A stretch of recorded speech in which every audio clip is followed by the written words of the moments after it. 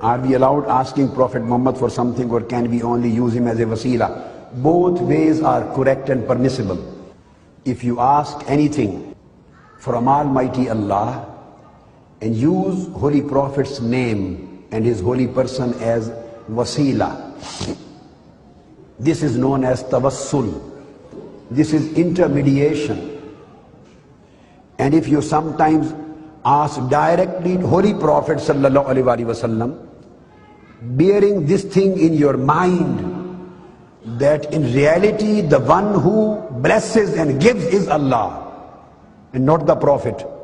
Prophet is really the wasila, is the way and means. So considering him means and considering Almighty Allah the giver in reality, and then if you ask directly with the Holy Prophet with this clarity of mind, this is known as isti'ana, istighasa. This is also permissible.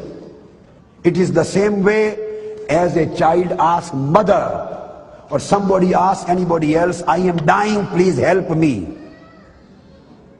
He knows that nobody can help except Allah. That help would come from Almighty Allah, but still he asks somebody, please help me, I am dying. So this helping is majaz. This is metaphorical sense and not the real sense. Both things are permissible in Sharia, permissible in Quran, permissible in Hadith and Sunnah. So I will quote one Hadith in Sahih Sitta, which comes in Jami Tirmizi and Ibn Majah both, and Hadith is Sahih, reported by dozens of Aimma of Hadith. A person who was blind came to Holy Prophet sallallahu alaihi wasallam and he asked, Ya Rasulullah sallallahu alaihi wasallam, I am blind, please pray for me. So Holy Prophet sallallahu alaihi wasallam asked him, what do you want? Should I pray for you, or should I teach you some words? You back to your home and pray Almighty Allah in those words. What do you prefer? He said, just teach me the words how to pray.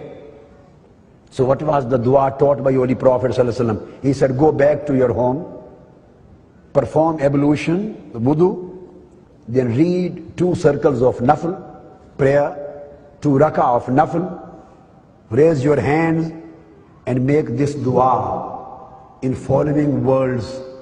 Holy Prophet sallallahu alaihi wasallam, according to this hadith which I am telling, this is Sahih and Hasan. Holy Prophet sallallahu alaihi wasallam said that then say, Allahumma inni as'aluka wa atawajjahu ilayka bi nabiyyika, Nabiyyi rahmah or Nabiyyi shafa'ah. Almighty Allah, pray and then ask, oh Allah, I ask you, inni as'aluka wa atawajjahu ilayka bi nabiyyika, and I intermediate through Prophet Muhammad sallallahu alaihi wasallam to you. And then Holy Prophet taught him, after that say, Ya Muhammadu Ya Rasulallah. These are the words of a dua taught by Holy Prophet sallallahu alaihi wasallam himself. And he said, after this say, Ya Muhammadu Ya Rasulallah, inni atawajjahu bika ila Rabbi.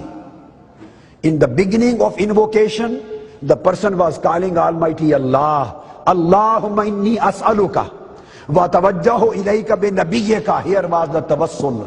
Oh Allah, I ask you in the name, for the sake of Prophet Muhammad sallallahu alaihi wasallam. So in first instance, the dua was made in wasila of Holy Prophet. And in second instance, Holy Prophet taught him, then address me directly. First part of invocation, the person is addressing Almighty Allah on the wasila of Holy Prophet. And second part of invocation, he is addressing directly to Prophet Muhammad sallallahu alaihi wasallam. Then say, Ya Muhammadu Ya Rasulallah. This hadith comes in Jami Tirmizi and Sunan Ibn Majah, Sahih Sitta with Asanid Sahiha and Asadin Hasana. And the same act would be repeated in the day of judgment. On the day of judgment, The whole ummah, the people will come to Holy Prophet ﷺ. First of all, they will go to Sayyidina Adam, then they will go to Sayyidina Nuh, then to Ibrahim, and one by one, finally everybody will say, no, no one can help you. Izhabu ila ghairi, go to somebody else. Every prophet and messenger will say, go to somebody else, go to somebody else. All communities and ummahs together, one by one, will finally come to Holy Prophet Muhammad sallallahu alaihi wasallam. Ya Rasulullah, we are in trouble, please help us.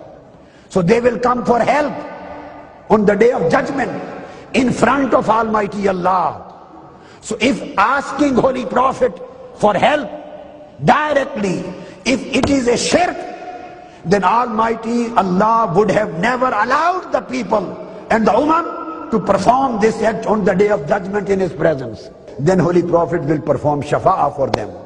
So this day of judgment will contain istighasa and shafa'ah. And in Sahih Bukhari, Holy Prophet ﷺ, the world of hadith, Sahih Bukhari hadith is, they say, istaghasu bi Adam.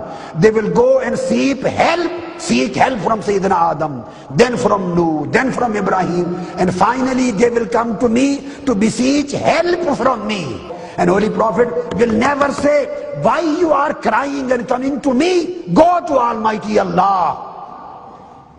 Ask help from Him. He is the Lord of the day. He will help you. He will take you out of this crisis. Why are you here to me? He will never say this. He will say, Ana laha, Ana laha. You are on the right door. You are on the right door. Then Holy Prophet ﷺ will prostrate and he will do shafa'ah. And Holy Prophet's shafa'ah and tawassul will solve their problem.